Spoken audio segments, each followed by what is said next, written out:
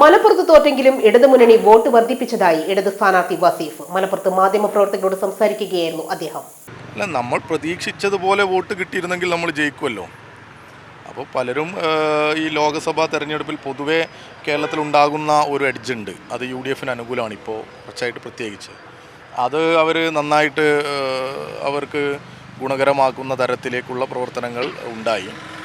അതോടൊപ്പം നിങ്ങൾ ഈ പറയുന്ന പോലെയല്ല, 2019 മലപ്പുറത്ത് വോട്ട് കൂടിയതാണ്. 3,43,000 വോട്ട് മലപ്പുറത്ത് കിട്ടി എന്നാണ് കണക്ക്.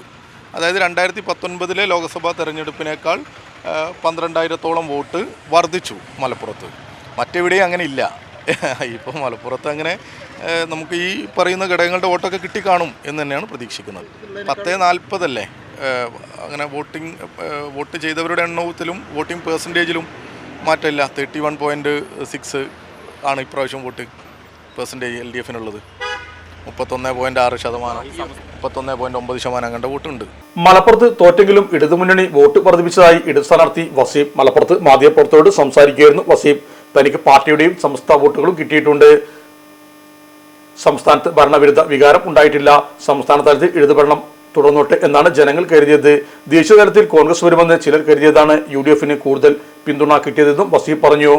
Sahara golden diamonds, Kottappadi, Malappuram. Phone 9744 912 916.